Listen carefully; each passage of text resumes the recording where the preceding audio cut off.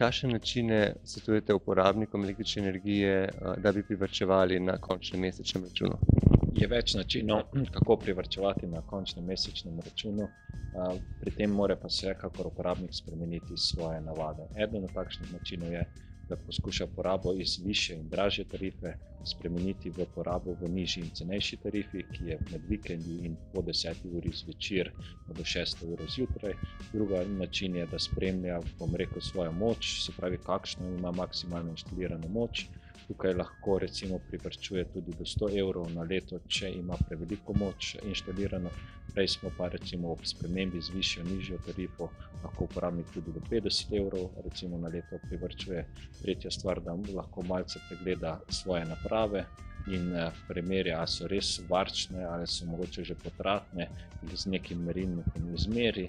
Z nekim enostavnim načinom se da tudi tukaj 50-100 evrov, recimo kakšna skrinja, takoj 20-30 evrov več letne porabe z neko moderno, pa ne nujno najbolj A+++, ampak tudi samo A razred je dovolj. Potem obstajajo še možnosti, da ena je takih zelo vestno izklapljanje vseh naprav. Mi vedno trdimo, da je najbolj varčna naprava je izklopljena naprava. Tako lahko z vestnim gašenjem luči tudi preko 30 evrov letno prihranite. Pri Elektro Celje ponujate neko novo rešitev, in sicer aplikacijo. Povejte nam, kako uporabnik v bistvu profitira oziroma kako privarčuje s pomočjo vaše aplikacije. Mi smo želeli priti bližje uporabniku na način, ki je sedaj z modernim tehnologijam najbolj dostopen večini ljudi, in tako smo naredili aplikacijo za Android in Apple operacijski sistem. Uporabnik si enostavno namesti iz njihovih trgovin, vnese nekaj osnovnih podatkov in že lahko dostopa do nje, tam pa lahko spremlja svojo porabo in takoj ugotovi, kakšnem stanju je, ali veliko porabi, primerja to z lanskim letom, nekim povprečjem v Sloveniji, kar mu da nek osnovni indikator, zdaj pa je treba preveč ali premalo je tudi plina, ampak večinoma ugotovijo, da je preveč, potem pa začnejo iskati neke potratne že v tem domu in naša aplikacija omogoča tudi neke informativne izračune, koliko ena povprečna pečica, pomivalni stroj, televizija, nek domači kino, računalnik in podobno porabita ob neki porabi, ki jo uporabnik nastavlja, in tako lahko uporabnik ugotovi, če gledam 2 uri na dan televizijo, je to toliko in toliko evrov na leto, če gledam pa 5 ur, je pa že to par 10 evrov več. In tako ugotavlja in spremlja svoje navade in tudi to lahko lažje korelira s svojim računom. In tako mu nekako dodatno še pomagamo, da lahko ugotovi, kje je njegova poraba in kaj so ti njegovi porabniki, in tako nekako spremeni navade in zmanjša svoj račun za elektriko.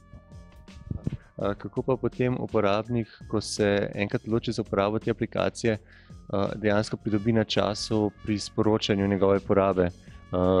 Ali vidi, koliko je porabil, dobi elektronski račun, kakšne so te funkcije? Uporabnik enostavno po namestitvi lahko 2/3 uporabnikov ima števce, kjer je treba javljati stanje števca, če želijo, se pravi, da se ne daljinsko odčitavajo. In uporabnik ima enostavno možnost, da gre do tega starega števca, mu rečemo tako, vsak mesec in na enostaven mobilnim uporabnikom znan način privrti številčnico na pravo stanje, doda stanje in takoj vidi, koliko je to tudi v evrih. In tako ta poraba se zabeleži vsak mesec in tako na drugem zavihku lahko spremlja, kaj je bilo vsak mesec porabljeno, primerja to s prejšnjo porabo, primerja s Slovenijo in takoj vidi. Na drugem oziroma na tretjem zavihku pa vidi, koliko je to finančno in kaj je tudi njegovo finančno stanje bilo po različnih mesecih. Se pravi, še tisto, kar večina nas najbolj normalno razume, so evri, ne neki kilovati in podobne zadeve. Še vidi, koliko ga je to vsak mesec po denarnici udarilo in potem tam tudi lahko vidi vse zadnje račune, tako da si lahko resnično hitro, kjerkoli, ni nujno doma, lahko je na poti, lahko je v gostilni, lahko je pri prijatelju, kjerkoli lahko in javi stanje števca, vidi porabo, analizira, primerja s sosedom in ugotavlja.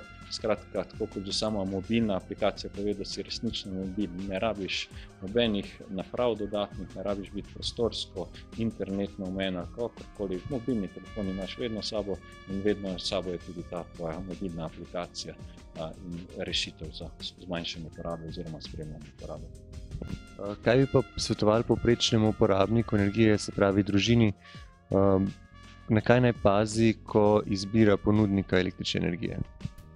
Mislim, da je ponudnikov je več, predvsem mora gledati na neko zaupanje, kvaliteto storitev, saj so samo morajo ljudje vedeti, da električna energija predstavlja samo tretjino njihovega računa za elektriko. Vse ostalo so neki državni prispevki, trošarine, omrežnina, prispevki za moč, zato lahko z menjavo pridobi samo na tej tretjini kakšno razliko v ceni in te so zelo minimalne. Velikokrat je bolj pomembno, da se lahko obrne na svojega ponudnika, da mu ta razloži, da mu nudi, določene dodatne storitve, naprimer merilnik porabe, da mu da kakšen nasvet, kako zmanjšati porabo, da ga spremlja, recimo, da mu tudi nudi kakšno mobilno aplikacijo ali podobno, da je resnično kvalitetno servisiran in da je tam, kjer je zadovoljen. Bolj bo zadovoljstvo kot nek ogromen prihranek.